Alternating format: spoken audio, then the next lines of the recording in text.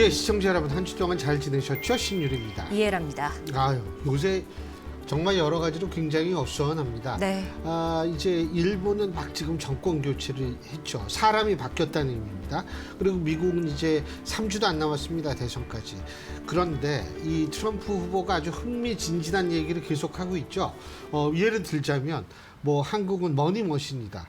그래서 방위비를 9배로 올려야 한다. 그리고 얼마 전에 이 경의선 동해선 도로 북한이 폭파하지 네. 않았습니까? 그걸 두고서 이 중국하고 러시아 이제 어떻게 그 육로로해서 가느냐. 우린 가본 적이 없죠. 그런데 예를 들면 이런 발언을 하고 있습니다. 그러니까 북한은 북한대로 우리한테 위협하고 있죠. 그럴수록 우리는 점점 불안해지는데 이 사람이 불안해질수록요.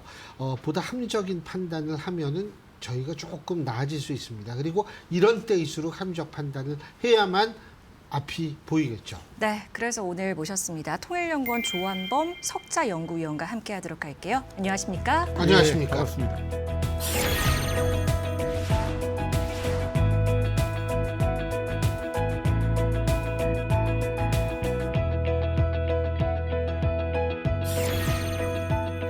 근데 요새 왜 이렇게 어수선한지 모르겠어요. 근데 제가 일단 이거부터 좀 미국 대선이 누가 되느냐에 따라서 우리가 영향을 많이 받을 수밖에 없잖아요. 어쩔 수 숙명이죠. 그러니까 뭐 이제 시나리오별로 만약 트럼프가 된다면 우리는 어떻게 될까요? 저는 제가 보기엔 예. 별 차이 없다. 왜냐하면 제가 보는 트럼프 공화당은 화장 안 한 미국이고 민주당은 화장한 미국이다. 본심은 똑같다 이렇게 보고요. 다만 이제 둘 다 아메리카 퍼스트는 맞아요. 네. 맞는데 이제 트럼프 대통령은 노골적으로 주목을 들이미는 거고 민주당은 이제 주목을 뒤에 숨겨놓고 있죠. 결과는 전 똑같다고 보고 트럼프 대통령이 이제 100억 달러 방위비 주둔 분담금 얘기를 했어요. 그렇게 되면 어떤 일이 벌어지냐면 주한미군 월급을까지 우리가 주게 됩니다. 월급 주고도 돈이 남아요. 그러면 파병에서 돈 한 푼 안 들이고 이윤, 프라핏을 챙겨가는 거거든요. 그럼 동맹 깨지는 거죠. 깨지는 거고 뭐 100억 달러 들여서 뭐 아프리카나 딴 데서 용병 데리고 오면 되는 거죠. 그리고 자치 핵무장도 그렇게 되면 검토가 가능해요. 우리 자체 핵무장. 예, 왜냐하면 예. NPT 비확산 체제 조약의 10조에 회원국은 비상사태에 처하면 NPT를 탈퇴할 수 있다고 돼 있어요. 그럼 우리는 정확하게 비상사태거든요. 그렇죠. 북한이 우리를 핵으로 공격하겠다는 걸 법제화시켰고 심지어 모든 전술핵 공격 운영 부대를 실전에 배치해서 매일 훈련하거든요. 그럼 미국이 저렇게 나오면 뭐 알았어, 그냥 돌아가시고요. 우리는 저 핵무장 하겠습니다. 여론이 그렇게 갈 수밖에 없어요. 그러니까 지금도 굉장히 여론 높잖아요. 60에서 70%의 예. 자체 핵무장이. 트럼프 대통령은 분명히 재협상 요구할 거예요. 근데 트럼프 대통령은 한 말씀만 더 드리면 네, 그럼요. 머리가 좋은 사람이 아니에요. 10원짜리는 셀 줄 아는데 1000원짜리는 못 세요. 그 주둔비는 셀 줄 아는데 28,000명의 주한미군은 중국을 육상에서 견제하는 어마어마한 전력이거든요. 미중 전략 경쟁에서 이 병력을 빼면 오키나와나 괌을 빼면 바다에 아무리 많아봤자 히틀러도 2차 세계대전 때 도보에 못 건넜거든요. 그 주한미군이 주는 어마어마한 억지력은 제가 보기엔 수백억 달러, 거의 뭐 수천억 불이라고 볼 수 있거든요. 그 몇 푼 때문에 저렇게 맨날 뭐 무슨 우리 보고 ATM기, 머니머신이라는 천박한 얘기나 하고 결국 그러면 동맹이 흔들리죠. 아마 일부는 올려줄 수는 있겠지만 그 금액은 턱도 없는 금액입니다. 그 4년 전에 이제 남북 연락사무소 폭파하고 나서 예. 최근에도 비슷한 장면을 목격을 했잖아요. 경의선 동해선 도로 폭발을 한 건데 이렇게 긴장감이 높아지고 있는데요. 이거를 발표를 어제까지만 해도 안 했었단 말이죠. 근데 오늘 했습니다. 녹화일 기준으로요. 헌법 개정을 했는데 또 우리가 바라볼 부분이 있죠, 지금. 지금 이렇게 됩니다. 김정은 위원장이 지난해 12월에 노동당 전원회의에서 남북을 전쟁 관계, 교전 중인 적대적 두 국가로 규정을 했어요. 그리고 1월 15일 날 최고인민회의 이 시정연설에서 충격적인 얘기를 또 했어요. 영토를 북한만으로 규정해라. 어디에? 헌법에. 최고인민회의가 국회니까 헌법을 거기서 개정하거든요. 통일 민족 개념을 헌법에 삭제해라. 이 지시를 했거든요. 근데 4월, 5월에 최고인민회의를 열어야 되는데 못 열었어요. 이게 경천동지할 일이거든요. 뭐 적대적 두 국가, 뭐 전쟁 중이잖아요. 지금 정전협정. 두 국가 다 유엔에 가입돼 있으니까 요거까지는 어떻게 논리를 만들 수 있을 텐데 통일 민족은 김일성의 영혼이거든요. 영혼으로 조작했어요, 북한에서. 그러니까 백두혈통 그러는데 백두혈통은 백두산이고 백두산은 김일성이 거기서 항일투쟁을 했다라고 자기들이 얘기하는 거거든요. 항일투쟁의 목표는 뭐죠? 한반도 삼천리 강성 광복이고 민족 해방이거든요. 네. 그런데 갑자기 자기 할아버지를 파묘한 거죠. 파묘. 반민족, 그렇죠. 반통일, 반평화 평화. 다. 예. 네. 그리고 영화도 많이 보시는 것 심지어 같아요. 부관 참시하는 거죠. 예. 예. 전 파묘 안 봤습니다. 안 봤어요? 아, 근데 그러니까 이거는 이 국가로는 가고 싶다는 건 뭐냐면 어차피 대한민국과 옆에 있어봐야 먹을 것도 없고 윤석열 정부 줄 것 같지도 않고 가까이 붙어봤자 한류 때문에 애들 완전히 물들기나 하고 그러니 나는 한민족도 아니고 내 나라로 갈 거야. 니네하고는 아무 관심 없어. 마이웨이를 선언했는데 너무 나간 거예요. 통일민족까지 삭제하라고. 그러니까 이번에 헌법 개정에서 초미의 관심사였죠. 했냐 안 했냐. 아니. 근데 아직 모르잖아요, 정확히. 아니 일부가 드러났어요. 6일, 7일, 8일 날 했는데 헌법 개정했다라고 얘기가 뭘 했는지 말 안 했어요. 근데 이제 오늘 노동신문하고 조선중앙통신을 보니까 적대 국가로 적대 관계로 우리를 규정했다는 내용이 살짝 나와요. 규정에 따라 이렇게. 그러니까 적대국으로 규정한 건 확실한 것 같습니다. 근데 영토 조항에 바꿨느냐 이것도 그건 안 중요한 나왔어요. 예. 그건 안 나왔어요. 그리고 통일민족 개념 삭제했는지도 안 나왔어요. 네. 그러니까 완전히 적대적인 두 국가 관계로 했고 앞으로도 완전히 남북을 단절하는 요새화 작업을 하겠다. 왜냐하면 다른 나라면 이제 모든 끈을 끊어야 될 거 아니에요. 전쟁 중이니까. 그리고 성을 쌓겠다는 겁니다. 그래서 경의선, 동해선을 폭파한 거고 그럼 왜 2022년 6월에 개성공단 연락사무소 폭파할 때는 바로 당일 보도했는데 이거는 이렇게 늦어지느냐. 그때는 공세적 개념이었어요. 전단에 대해서 화가 났다고. 근데 지금은 자기들을 스스로 고립시키는 방어적 차원이거든요. 크게 자랑할 만한 일은 아닌 거죠. 그러니까 하루 지나서 지금 무인기가 침투했으니 이 내부에 지금 140만 명 입대 탄원하고 지금 난리가 났어요. 전시 분위기로. 그 고조된 분위기를 타서 슬쩍 우리 적대 국가를 헌법에 규정했어라고 이렇게 사실 비겁한 거죠. 자신 있으면 그때 바로 했다고 말해야 되는데 어찌됐건 북한에서는 우리는 통일 의식이 희석될 수 있지만 북한 주민들한테는 통일 때문에 굶는 것도 통일 때문이야. 군대 10년 가는 것도 통일 때문이야. 통일만 되면 잘 살아. 이렇게 수십 년 동안 설득하다가 갑자기 통일하네. 민족 아니야. 완전히 다른 나라야. 이게 설득이 안 되잖아요. 그러니까 혼자 자기만의 독재 체제를 가고 싶어서 말을 내뱉었는데 지금 그 이데올로기적 혼란을 지금 두려워하고 있는 거죠. 지금 무인기 말씀하셨는데 예. 제가 조 박사님께 단도직입적으로 예. 자작극이라고 보십니까? 아니면 진짜 뭐 어디서 날렸다고 보십니까? 확실한 건요. 오늘 여기서 처음 말하는데 저는 안 했습니다. 와 중요한 거 말씀하셨네. 자, 세 가지 말씀드릴게요. 북한 자작극 제가 보기 아닙니다. 왜냐? 김정은 위원장 집무실에 있는 노동당 본부청사 하늘이 뚫렸다고 노동신문에 그대로 냈거든요. 노동당 본부청사에 뚫렸다고 이렇게 자작극 만들까요라고 총괄 송지 얘기하면 그 사람은 그날 숙청입니다. 최고 존엄을 건드린 거니까. 김여정이고요? 김여정도 숙청일 수밖에 없어요. 그 정도. 북한에서 김정은은 거의 신으로 지금 조작돼 있기 때문에 노동당 본부청사가 뚫렸다는 건 상상을 초월하는 일이에요. 그건 조작을 못 해내요. 큰일 납니다. 예. 근데 왜 말했느냐?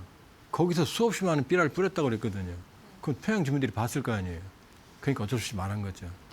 자, 우리 군 당국이 했느냐? 제가 보기 안 했습니다. 왜냐? 이건 명백한 무인기는 국제법 위반이에요. 정전협정 위반입니다. 우리 헌법상 우리나라지만 유엔에 가입한 벨기에 국가이기 때문에 국제법 위반이에요. 심지어 2022년 12월 달에 북한이 무인기를 보냈죠. 예. 우리가 대응으로 보냈어요. 정당방위 차원으로. 그것도 유엔군 사령부가 니네도 정전협정 위반 이렇게 혼냈어요. 근데 우리 군이 했을까요? 이 상황에서 할 리가 없죠. 그 외계인이 있나? 그럼 UFO가 누가- 자, 그럼 남는 건 이제 UFO. UFO는 그건 제가 몰라요. 저는 안 했는데. 예. UFO로 하면 저렇게 허술하게 안 했겠죠. 그렇죠. 자, 이번에 무인기가 갔지만 굉장한 기술이 아닙니다. 저건 무인기 동호회 대학생 동아리 그룹도 할 수 있어요. 기체는 한 200만 원 정도 하고 아니 그 왔다 갔다 왕복이 몇백 킬로인데 그게 할 수 있습니다. 무인기 3개가. 지금 차량에 GPS 있죠. 예. 내비게이션 있죠. 예. 그거 몇십만 원 안 해요. GPS 내비게이션 장착하고 무인기 달고 이 항로 넣어주면 그 항로에서 타이머, 항로에 연결된 타이머를 연결하면 그 자리에 똑 떨어뜨리고 옵니다. GPS 2, 30m 오차잖아요. 요거는 그렇게 큰 기술이 아니에요. 일반인들한테는 어마어마한데 동호회한테는 별거 아닙니다. 자, 그럼 우리 쪽 민간인데 민간 중에도 두 개가 있죠. 대북단체냐 아니면 무인기단체냐. 예. 대북단체는 무인기 기술이 없어요. 이 정도 기술이 없습니다. 그러면 무인기 기술을 가진 단체예요. 제가 보기에. 그러니까 무인기 기술을 가진 단체인데 반복성에 있거나 전단 내용을 보니까 전문적인 대북단체들이 쓰는 전단이 아니에요. 그다음에 떨어뜨린 거 보셨죠? 이렇게 뭐 고무줄에 묶여 있잖아요. 그럼 그게 하늘에서 살포가 되겠습니까? 전단 살포에 대해서 노하우가 없는 사람들이에요. 그러니까 전문적인 대북단체는 아니다. 그러나 무인기 기술은 있다 확실히. 그럼 나오는 게 뭐죠? 무인기 기술을 가진 단체 최소한 대북단체 다른 다 안 했다고 하고 있고요. 이렇게 답이 나오는 겁니다. 질문. 근데 사진까지 찍었어요, 북한이. 예. 근데 왜 떨어뜨리지 못했을까요? 지금 평양이 가장 조밀한 방공망이라고 했거든요. 예. 근데 3번이나 뚫렸어요. 예. 전선도 전선도 뚫렸어요. 예. 몇 명 숙청 당했을 겁니다. 못 떨어뜨린 겁니다. 첫 번째. 음. 그리고 두 번째, 만일에 평양 중심부 중구역이거든요. 그럼 광화문이에요. 여기다 고사총을 쏘면 이게 떨어지면 낙탄이 되면은 민간인들이 살상이 돼요. 그러니까 두 가지 가능성. 제가 보기에는 김정은 하나만을 생각하는 사람들이니까 민간인 생각했을 것 같지는 않고. 저도 그럴 것 같지 네. 않은데. 제가 보기엔 실패한 겁니다. 왜냐하면 4중, 5중 해봤자 거의 6.25 때 수준의 방공망이에요. 김혜정이가 무슨 증거 있다고 그러잖아요, 요새. 있으면 보여줘야죠. 글쎄 말이에요. 예, 근데 왜 안- 그걸 왜 안 보여주는지. 자, 이것도 이유가 있습니다. 우리 군이 안 했는데 했다고 그러거든요. 그 숨은 속셈이 뭐냐면 창피하게 한국군도 아니고 민간단체한테 뚫린 거잖아요. 본부청사를 3번이나. 그러니 민간단체라고 얘기하고 싶겠어요? 군인이 했어, 군이 했어, 군이 했어 이러는 거죠. 또 하나는 민간단체면은 뭐 니네 그만해라고 말할 수가 없잖아요. 그 우리 군한테 뒤집어 씌우고 막아라고 말하는 거죠. 아니 증거 있으면 보여주면 왜 안 보여줍니까? 글쎄 말이에요. 예. 예. 지금 아마 김여정 부부장이 남쪽 방송을 많이 보는 것 같아요. 그 반응 나오는 거 보면 아마 이것도 볼 것 같은데 그 증거를 좀 보여주시기를 간곡히 부탁드립니다. 예. 예. 그 아까 말씀 중에 북한 청년들 막 자원 입대 숫자 얘기하셨는데 140만 명이에요. 140만 명. 예. 그거 가능한 숫자예요? 1000만 명도 가능하죠. 아 그래요? 그 맨날 써요. 근데 한 번도 자원입대 한 적이 없어요. 예. 제가 말씀드릴 수 있습니다. 그러니까 실제하는 숫자인지 제가 아니, 감이 잘 안 인구가 와서. 몇만 명인데. 아니 140만 실제로 입다면 큰일 나요. 지금 있는 인민군도 못 먹여서 30% 영향이 아니, 줄 건데 그러니까요. 140만 어디다 재고 뭘 먹이고 뭘 입힙니까?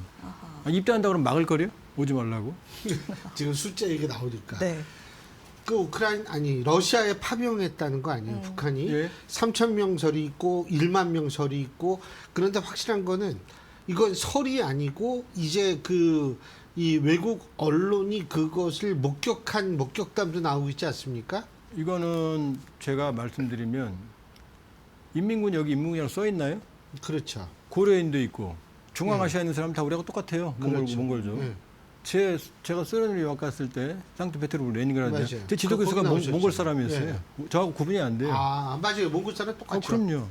자, 요거는 뭐 제가 직접 얻은 첩보인데 러우 전쟁 전선에서 러시아 국적자들이 계속 싸우는 게 아니에요. 일정 기간 싸우면 나와요. 네. 제대합니다. 그 돌아온 사람한테 들은 얘기인데 작년에 이미 전선에서 인민군 봤답니다. 이미 작년에. 근데 전투 요원은 아니었다. 음. 자, 북한에서 수없이 많은 탄약과 무기가 가죠. 예. 그거 다 한글로 써 있잖아요. 음. 어떻게 작동하는지 누가 가르쳐줘야 될 거 아니에요. 고장나면 수리도 해야 되고. 요 관리 요원은 간 건 확실합니다. 제가 보기에. 그 다음에 또 하나. 러우 전쟁 이전에도 상트페테르부르크나 대도시에 주요한 대규모 공사. 소치 올림픽 때는 러시아에서 그러니까 북한에서 5만 명의 노동자가 파견됐어요. 근데 대규모 건설 공사는 건설 여단이에요.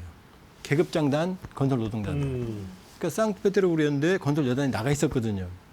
그 사람들이 후방에서 기타 건설 작업이나 공병 작업은 했겠죠. 전투 공병은 아니죠. 그러나 전선에 3,000명, 10,000명이 갔다? 전 가짜뉴스일 가능성이 없다고. 왜냐? 김정은이 지금 남북을 전쟁 관계로 선언했죠. 근데 전쟁하는데 병력을 빼는 정신 나간 사람이 있어요? 딴 데로? 아, 근데 포탄도 없대요. 하도 러시아한테 그럼요. 많이 줘서. 두 번째, 지금 이 사람들이 가면 북한군은 정예 전투 병력은 얼마 안 돼요. 나머지 군대 가면 다 농사져요. 먹고 살려고. 개, 돼지, 소 다 키웁니다. 거기서. 그럼 정예 병력을 보내야 되는데 가면 다 소진되거든요. 죽거든요. 10,000명 가면 포로 안 잡힙니까? 전사자 안 생깁니까? 금방 들키는데. 그리고 이 10,000명, 3,000명 전투 병력이 가면 우크라이나지만 뒤에 나토하고 미국인데 여기랑 충돌을 해요? 논리적으로 설명이 안 되죠. 파병은 됐을 거다. 그러나 그 이것은 정도 규모는 안 된다. 그 정도 규모도 아니고 전투 병력도 아니다. 그러니까 젤렌스키 대통령이 말이 바뀌잖아요. 처음에 얘기했다가 지금 오늘 뭐라고 그랬어요? 나온 게 뉴스에. 실질적인 참전이다 이렇게 말하잖아요. 그러니까 파병이라고 할 때는 우리는 전투 병력 파병 대규모 여기는 동의하지 않습니다. 그러나 군사 상식상 대규모의 수백만 발의 탄약과 무기가 하는데 군사 고문단이나 교리 알려줄 사람이 안 따라간다? 그럼 말이 안 되죠. 그 지금 그런데 저는 사실 그런 생각이 들었거든요. 북한이 하도 이 우리를 위협하고 그리고 뭐 지금 연평도 그쪽에 있는 해안포문은 다 열어놨다는 거 아니에요. 네. 그래서 제가 이제 걱정이 됐던 게 야, 이 사람들이 이제 러시아까지 가가지고 전쟁 경험을 쌓고서 이제 그 경험 가지고 또 우리를 건드리려고 하는 것 아닌가 이런 걱정을 조금 했는데 그런 건 아닌 것 같아요. 지금 박사님 말씀 들어보니까. 전쟁 경험했으면 못 돌아오죠. 거기 다 전사했을 겁니다. 소모전이니까. 아니 근데 예. 그 해안포 열고 좀 제한적인 공격이 있을 가능성이 있다고 보세요? 해안포는 비극적이게도 뭐 우리도 얘기됩니다만 전선에 있는 부대들은 위치가 고정되어 있잖아요. 개전 초기에 모두 제거됩니다. 후방 부대들이 올 때까지 견디는 거지. 해안포 위치가 그때 위치가 노출돼 있잖아요. 맞아요. 그러니까 우리가 보고 있습니까? 음. 뭐 휴전선에서 북한이 장사정포를 1시간 동안 뭐 10,000발을 쏜다. 그것도 지어낸 얘기입니다. 아니 우리가 1시간 동안 여러 거 막고 있습니까? 원점이 어딘지 아는데 모두 제거되거든요. 근데 우발적인 포격은 할 수 있지만 연평도 포격도 했잖아요. 그때는 연평도 포격은 해안포가 아니었어요. 해안포 아니었어요? 예, 해안포 아니었습니다. 그 뒤쪽에 숨어 있는 곡사포였거든요. 근데 그 친구들을 괴멸당했어요. 해안포는 지금 우리가 다 조종해 놓고 있기 때문에 뚜껑 열고 쏘는 순간 모두 타격을 받아서 제거되게 돼 있어요. 그러니까 지금 우발적인 충돌 가능성이 있지만 예. 지금 북한은 뭐냐면 먼저 도발하겠다는 게 아니에요. 폭파하고 끊는 게 뭐냐? 방어적 차원이에요. 공세적 차원이 아니고. 그리고 무인기 침투로 인해서 3번이나 최고 존엄의 자존심이 상했으니 제발 좀 하지 마라. 김여정이 말하잖아요. 남의 영공이다.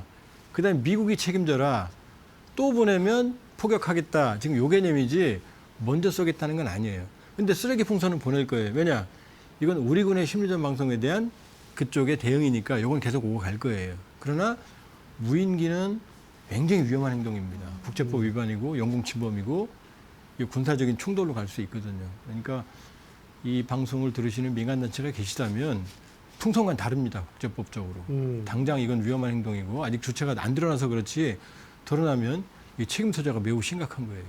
그러면 이제 궁금해지는 거는 이런 상황에서 우리가 어떻게 할 거냐 이거거든요. 그래서 위원님 6월에 무슨 그 쓰셨던 연구 책자도 제가 좀 보기는 했는데요. 그 내용 좀 말씀 주시면 좋을 것 같아요.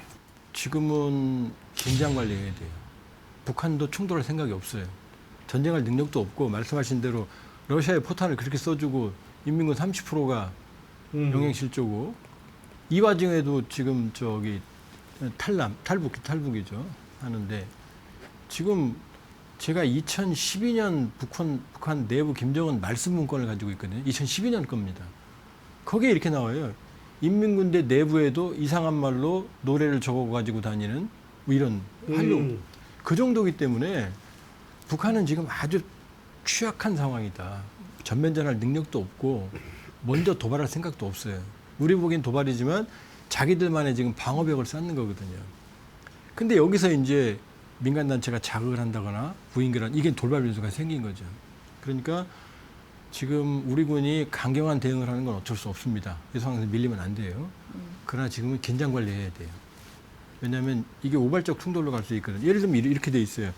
인민군한테 포병 여단에 명령을 내렸는데 무인기 넘어오면 격추시켜라 명령을 내렸어요. 이거 할 거예요 분명히. 김정은 권위가 손상됐으니까. 그러면 이 총알이 얘만 맞추는 게 아니라 우리 쪽으로 넘어오겠죠. 그럼 우리 쪽은 매뉴얼대로 응사하게 돼 있어요. 그러면 인민군한테 또 명령을 내렸어요. 거기에 또 응사라고 명령이 내려졌거든요. 그럼 그다음 어떻게 되겠어요? 이렇게 될 거 아니에요. 그러니까 민간은 자제를 해야 되고 지금 제일 시급한 건 남북 군사 채널을 여는 겁니다. 전쟁 중에도 포로 교환도 하고 대화는 하거든요. 그러니까 북한도 제가 보기엔 받을 거예요. 대화하자 그러면. 여기서 포괄적으로 무인기, 풍선, 그다음에 소음방송, 심전방송 모든 걸 포괄적으로 얘기하고 일단은 긴장 관리에 주력해야 돼요.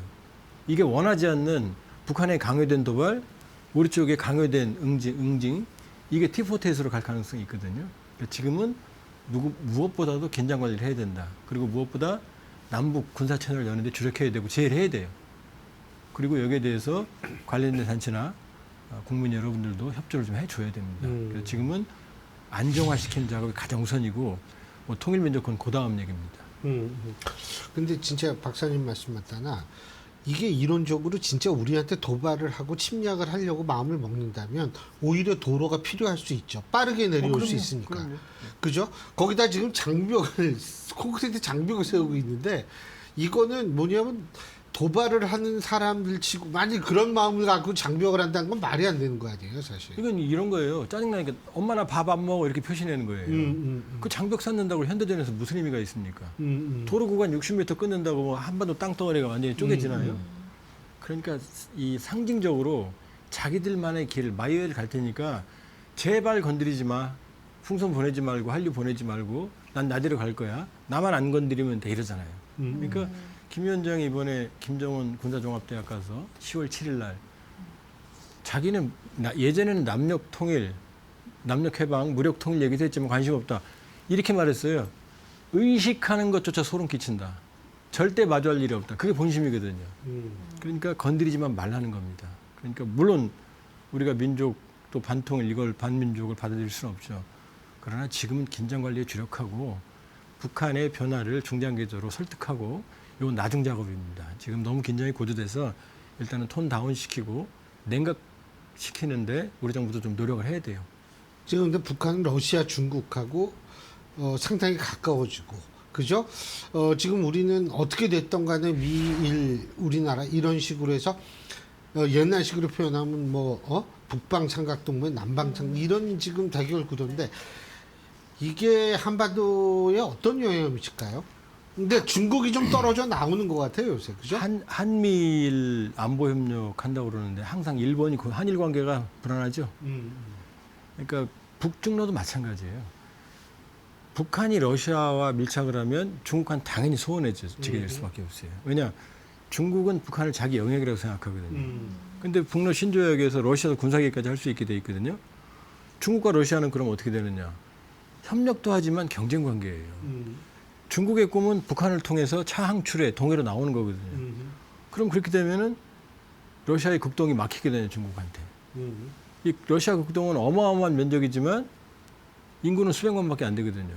중국이 들어오면 그냥 못 캔다고 생각하거든요. 그러니까 북중로에는 항상 이해관계의 갈등이 있어요. 그러니까 냉전으로 돌아간다 불가능합니다. 신냉전도 안 됩니다. 다만 각자 도생, 자기들의 이해관계에 따라서 김정은은 러시아도 잡고 중국도 잡고 손잡고 하는 거지 과거로 돌아갈 수는 없다. 한미는 되지만 한미 일은 어렵습니다. 뭐 아무리 강조하려고 해도 독도 자기 땅이라고 얘기하고 있고 그 과거사 얘기 아직도 하고 있고 용서 빌지 않고 있고 마찬가지입니다. 그러니까 사실은 진영 간의 이 타이트한 어떤 결속력이 있는 것 같지만 엄밀히 보면 각자 도생이에요. 올 들어서 지금 북쪽에서 이제 계속 내보내는 메시지나 이런 행태들이 조금은 좀 속도가 되게 빠르다 이런 생각 들어요. 그러니까 조금 제가 좀 가볍게 질문 드리면 김정은의 건강이 아주 많이 더 나빠졌다. 그래서 이제 딸도 너무 전격적으로 이제 보여주고 이런 것들을 어떻게 판단하고 계세요? 이미 나빠졌어요. 그러니까요. 김정은은 내일 쓰러져도 할 말 없어요. 몸무게 145kg에 담배는 맨날 들고 다니고 잠은 취침 새벽 5시간이고. 그러니까 지금 김정은 건강 변수는 정말 우발적인 변수입니다. 김정은이 나온 게 김정일이 2011년, 2008년이죠. 2008년 8월에 뇌졸중 쓰러지고 나서 김정은이 나왔거든요. 그러니까 평양 시민들이 지금 그렇게 생각한대요. 김주애가 나온 게 9살 때 나왔거든요. 2022년 예, 11월 예. 18일 날 ICBM 쏠 때 총기 쏘는 게 어디 아픈 거 아니야? 그러니까 김정은이 쓰러지게 되면 노동당 정치국이 있기 때문에 다른 사람 못 올라가요. 김주애가 후계자로 등장하겠죠. 그러나 이제 단종처럼 되겠죠. 단종처럼. 집권 능력도 없고 김여정이 설치겠지만 김여정이 능력이 없으니까 후계 능력이. 그러니까 4대 세습 시도는 할 거예요. 그러나 올해는 못 갈 거다. 그렇게 볼 수 있죠. 그 큰일이네. 이게 그러니까 위기 지수 우리는 항상 그 위기에 익숙하지만 항상 새로운 위기에 또 대비를 해야 될 것 같다는 생각이 들게 되는 부분인데요. 어쨌든 앞으로 저희도 많이 도와주시고 앞으로 계속 좀 예, 대동강 TV도 많이 좀 알겠습니다. 그거 빼놓지 않으시네. 예. 오늘 말씀 여기까지 듣죠. 고맙습니다. 예, 고맙습니다. 예. 제가 좀 아까 저희는 위기에 익숙해 있다 이런 말씀을 드렸는데요. 위기에는 사실 절대 익숙해지면 안 된다고 생각합니다. 위기에 익숙해지는 순간 사실은 우리는 더 큰 위기에 직면할 수 있기 때문인데요. 그런 의미에서 지금에 있어서의 한반도 주변의 상황, 미국에 대해서는 일본의 정권 교체, 그리고 우리 내부에 있어서의 남남 갈등 이런 것을 좀 더 주목해서 면밀히 좀 주시해야 되지 않을까 이런 생각을 합니다. 네, 저희는 다음 시간에 인사드리겠습니다. 함께해 주신 여러분 고맙습니다. 고맙습니다.